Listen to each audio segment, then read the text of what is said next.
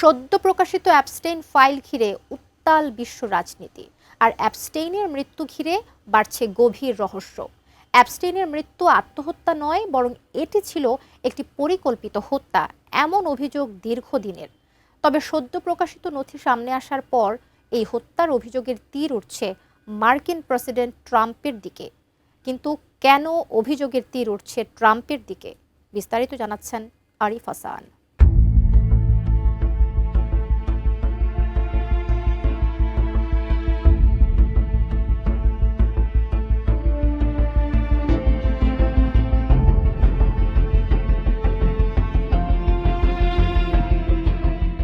ইতিহাসের অন্যতম কুখ্যাত যৌন নিপীড়নকারী হিসেবে পরিচিত মার্কিন ধনকুবের ও বিনিয়োগকারী জেফ্রি অ্যাপস্টেইন অপ্রাপ্তবয়স্ক কিশোরীদের যৌন শোষণ ও মানব পাচারের অভিযোগে তার নাম যুক্ত হয় আন্তর্জাতিক পর্যায়ে আলোচিত এক ভয়াবহ কেলেঙ্কারির সঙ্গে।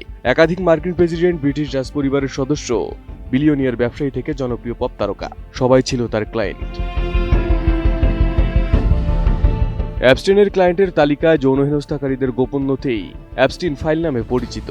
এসব নথিতে বিশ্বের প্রভাবশালী ব্যক্তিদের কুকর্মের বর্ণনা রয়েছে।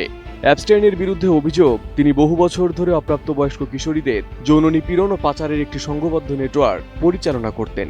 অভিযোগ অনুযায়ী তার ব্যক্তিগত বিমান ও ক্যারিবীয় অঞ্চলের ব্যক্তিগত দ্বীপ ব্যবহার করে প্রভাবশালী ব্যক্তিদের সেখানে আনা হতো। এসব স্থানে পাচার হওয়া তরুণীদের যৌন শোষণ করত ওইসব প্রভাবশালী ব্যক্তিরা। আমি বুঝি নির্মাণের শিল্প, সালাম স্টিল বোঝে ডিউরেবিলিটি। সালাম স্টিল, মোস্ট ডিউরেবল স্টিল। অ্যাপস্টেইনের এই প্রভাবশালী মহলের মধ্যে বারবার উঠে এসেছে ব্রিটিশ রাজপরিবারের প্রিন্স অ্যান্ড্রু, সাবেক মার্কিন প্রেসিডেন্ট বিল ক্লিনটন এবং বর্তমান মার্কিন প্রেসিডেন্ট ডোনাল্ড ট্রাম্প। এছাড়াও রয়েছেন মাইক্রোসফটের প্রতিষ্ঠাতা বিল গেটস, পপ তারকা মাইকেল জ্যাকসন, রাজনৈতিক চিন্তাবিদ Noam Chomsky, tech billionaire Peter Thiel, Elon Musk সহ আরও বহু প্রভাবশালী ব্যক্তি। সম্প্রতি প্রকাশ করা নথিগুলো থেকে অনেক ভিডিও, ছবি চাঞ্চল্যের জন্ম দিয়েছে। 2005 সালে প্রথমবার অ্যাপস্টেইনের অপরাধ প্রকাশ্যে আসে। শক্ত প্রমাণ থাকা সত্ত্বেও 2008 সালে একটি বিতর্কিত সমঝোতার মাধ্যমে তাকে মাত্র 13 মাসের সাজা দেওয়া হয়। পরবর্তীতে মিটু আন্দোলনের প্রেক্ষাপটে অ্যাপস্টেইনের বিরুদ্ধে নতুন করে একের পর এক অভিযোগ সামনে আসে। মানব পাচার মামলায় তাকে আবার গ্রেপ্তার করা হয়, কিন্তু বিচার চলাকালেই 2019 সালের আগস্টে নিউ ইয়র্কের একটি কারাগারে অ্যাপস্টেইনের মরদেহ পাওয়া যায়। সরকারি ভাষ্য অনুযায়ী এটি ছিল একটি আত্মহত্যা। তবে এই মৃত্যু ঘিরে তৈরি হয় রহস্য। Forensic pathologist doctor Michael Baden দাবি করেন, অ্যাপস্টেইনের গলার হাড় ভাঙার ধরন আত্মহত্যার চেয়ে হত্যাকাণ্ডের সঙ্গে বেশি সামঞ্জস্যপূর্ণ।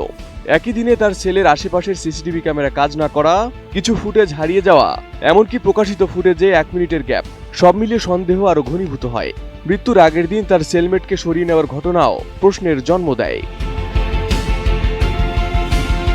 এদিকে অ্যাপস্টেইনের মৃত্যুর সময় যুক্তরাষ্ট্রের প্রেসিডেন্ট ছিলেন ডোনাল্ড ট্রাম্প। আইনগতভাবে এটি কাকতালীয় হলেও রাজনৈতিক বিশেষজ্ঞের মতে এই সময়কাল সন্দেহকে আর উস্কে দেয়। কারণ অ্যাপস্টেইন কেলেঙ্কারির সঙ্গে ট্রাম্পের নাম বিভিন্ন নথিতে উঠে আসায় তার প্রশাসন শুরু থেকেই চাপে ছিল।